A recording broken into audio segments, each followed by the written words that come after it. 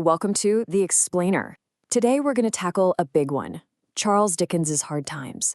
And let me tell you, this book is so much more than just a story. It's a full-on assault against an era that was obsessed with facts, figures, and pretty much nothing else. It's Dickens' passionate stand for, well, the human spirit. So, to really get to the heart of this, let's start with a quote from the critic F.R. Leavis. He absolutely nails what this book is all about. He talks about a hard philosophy being the real villain behind all the cruelty of the Victorian age. And you know what? That's exactly the thing Dickens is putting under the microscope. So, here's how we're going to break this down. First, we'll look at the critique of the age itself. Then, we'll get into this tyranny of facts, followed by the rebellion of fancy. After that, we'll see how the whole system just epically fails, and finally, we'll unpack the literary tools Dickens uses to pull it all off. All right, Section 1, a critique of an age. We're talking about industrial England and its really dehumanizing spirit. You have to understand, Hard Times isn't just some story Dickens cooked up. No, this was personal. It's a direct response, a kind of literary attack on the way he saw industrialization and the philosophies behind it just completely crushing the human spirit. Okay, moving on to part 2, the tyranny of facts. This is where we get into that hard philosophy of Thomas Gradgrind. So what is this hard philosophy? Well, it's this incredibly rigid worldview that says facts, numbers, and calculations are everything. And I mean everything. It leaves zero room for things like emotion, intuition, or imagination. You feel something, that's a distraction. You have a creative idea, worthless. It's all about what you can measure. And you see this perfectly in Gradgrind's school. This wasn't a school for learning, not really. It was basically a factory designed to churn out little cogs for the big industrial machine. The whole point was to stamp out any spark of spontaneity or intuition, to basically train the humanity out of these kids.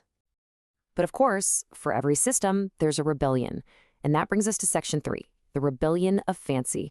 Here, we're going to talk about Sissy Jupe and the world of the circus. And this slide, wow, it just lays it all out, doesn't it? This is the core battle of the entire novel. On one side, you've got fact, Thomas Gradgrind, his school, pure logic and numbers, which leads to dehumanization. And on the other side, you've got fancy, Sissy Jupe, the circus, emotion, spontaneity, which represents humanity.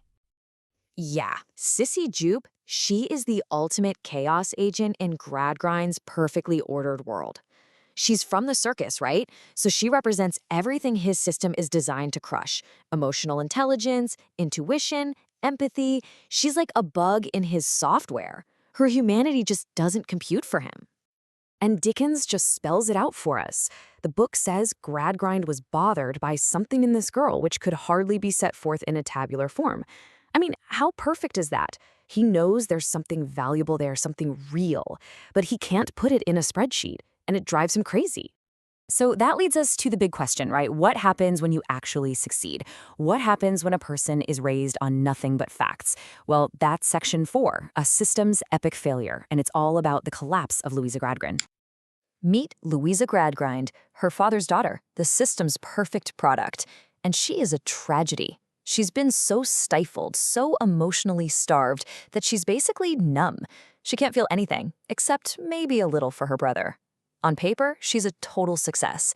In reality, she's barely even human. And eventually, she just breaks. The whole system comes crashing down, and she confronts her father in this absolutely gut-wrenching scene. She asks him, "How could you give me life and take from me all the things that raise it from a conscious state of death? Where are the graces of my soul? Where are the sentiments of my heart?" I mean, just think about that. She's not asking for a toy or a day off. She's asking for her soul back. So in that one moment, Gradgrind finally gets to see the true triumph of his system. It's his own daughter, lying in an insensible heap at his feet. Broken. The system didn't build a better human, it completely destroyed one. This is the ultimate, undeniable, epic failure of his entire philosophy. And this way of thinking, it's like a poison. It doesn't just mess up people, it infects the whole world around them. Just look at how Dickens describes the setting, Coketown. It's unnatural red and black, with interminable serpents of smoke. The town itself is a physical mirror of Gradgrind's ugly, monotonous, soul-crushing philosophy. Okay, last section. So how does Dickens actually pull this off? How does he make his argument so powerful? Let's get into part 5, Dickens' literary tools, and how his characters reveal a whole society. One of the most brilliant things he does is give his characters a refrain. It's like a catchphrase they repeat over and over, but it's not just a verbal tick. Each phrase is like a perfect little soundbite that captures the entire worldview of their social class. So, what do these refrains show us? Well, you've got Bounderby, the big shot capitalist, always sneering about workers wanting turtle soup. It's pure arrogant dismissal. Then there's Blackpool, the worker who just keeps saying, it's all a muddle, capturing that feeling of total confusion and powerlessness. And Louisa, her, what does it matter? Oh, that's just heartbreaking. It shows a soul that's been so starved it literally doesn't care about anything anymore. But here's the thing.